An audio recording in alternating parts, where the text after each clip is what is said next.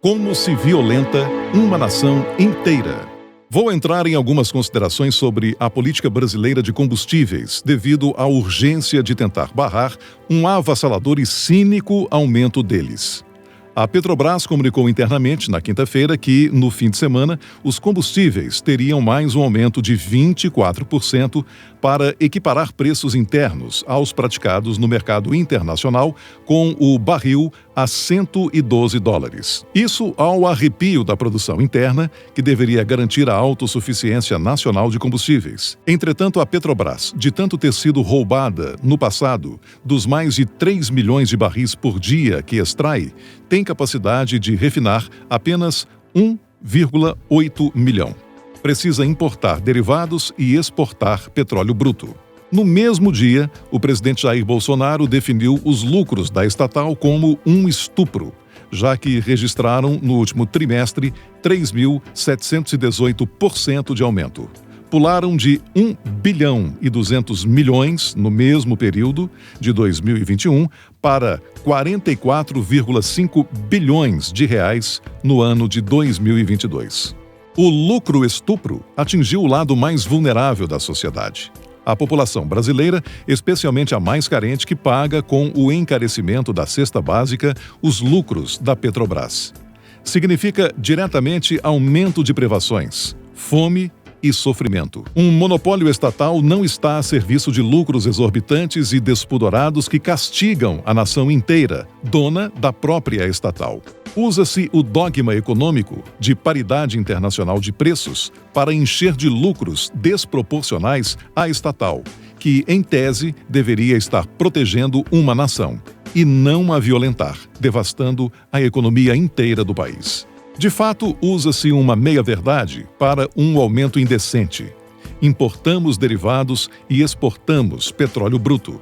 Aumentaram os lucros das exportações que ficam no cofre da Petrobras e os aumentos dos derivados são pagos pelo consumidor. Não se faz uma compensação de lucros com despesas, ambos extraordinários. A que serve o monopólio? Como chegamos a esse ponto? Cerca de 14 anos atrás, deu-se início ao maior roubo já visto no planeta, o caso Petrolão.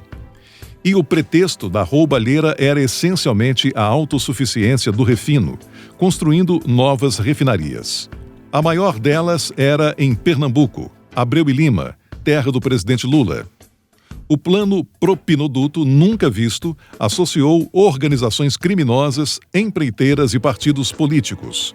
Os culpados, grandes empreiteiros e políticos, estão soltos, enquanto um batedor de carteira fica preso por 10 anos. Espantosamente, as condenações foram transformadas em perdão por meio de atos de leniência ridículos em seus valores.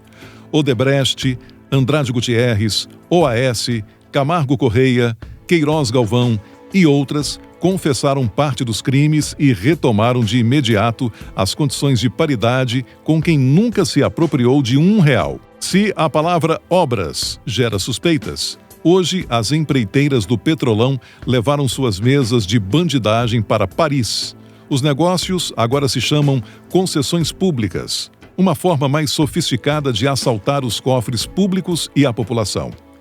O Rodoanel de BH é a sua demonstração debaixo do nosso nariz, espantosamente defendida pelo governo de Minas. Uma nação inteira paga por um monopólio estatal que deveria estar a seu serviço. É preciso retornar a 23 de abril de 2017 para compreender melhor os fatos atuais. Naquele dia, informações da delação do executivo da Odebrecht, Márcio Faria da Silva, APGR, revelaram que as obras realizadas na refinaria Abreu e Lima, em Pernambuco, a mesma que resolveria os nossos problemas de refino, renderam R$90 milhões em propinas para ex-executivos da Petrobras ligados ao PP, ao PT, ao PSB. Segundo ele, as maiores empreiteiras do país se reuniram previamente para combinar a forma de atuação na licitação. As obras ficaram com Odebrecht, OAS, Camargo Correia e Queiroz Galvão. Em dezembro de 2009, o valor de 1,485 bilhão e outro de 3,19 bilhões selaram os contratos para a construção da maior refinaria do país. Com um valor inicial de 7,5 bilhões de reais, as obras não foram totalmente concluídas e custaram 58,6 bilhões de reais, cerca de 800% a mais do que o previsto para a obra total. Apesar do custo, a capacidade de refino foi reduzida de 230 mil barris por dia, 70% destinados à produção de óleo diesel, para 115 mil barris por dia. Isso com tecnologia brasileira, grande fanfarronice para justificar corrupção colossal. Digo fanfarronice porque nenhuma inteligência mediana aceitaria a tecnologia brasileira. Enquanto uma refinaria na Coreia do Sul custou 4,5 bilhões para processar 800 milhões de barris de petróleo por dia, a Abreu e Lima, em Pernambuco, que ficou pela metade do previsto, consumiu 18,5 bilhões de dólares para processar 115 mil barris por dia, uma verdadeira orgia de corrupção.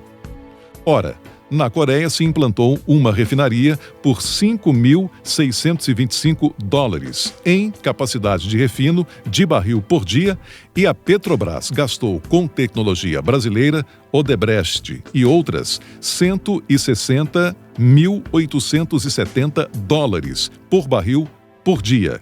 Isso quer dizer um superfaturamento de 28,5 vezes 2.850%. E hoje, mais do que nunca, dependemos da importação de diesel, paradoxalmente tendo gastado muito mais do que o necessário para conseguir a nossa autossuficiência e ainda assistir a predadores e bandidos preparando outros golpes. O mecanismo da podridão é uma fênix que voltou a levantar voo das cinzas. Perdoem-me as mães que mereciam hoje uma homenagem especial por serem mães.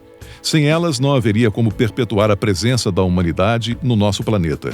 E isso requer um amor de anjo verdadeiro. Não importam à mãe os pecados dos filhos.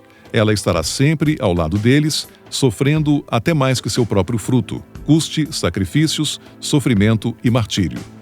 Minha mãe deixou antes de falecer uma carta que acenou com a capacidade de perdoar, gesto que liberta o homem das suas limitações. Ainda agradeceu aos seus filhos por tantas alegrias. A ela, o meu pensamento de hoje e às demais mães que vivem em função de seus filhos com uma dedicação que não tem maior nesta terra.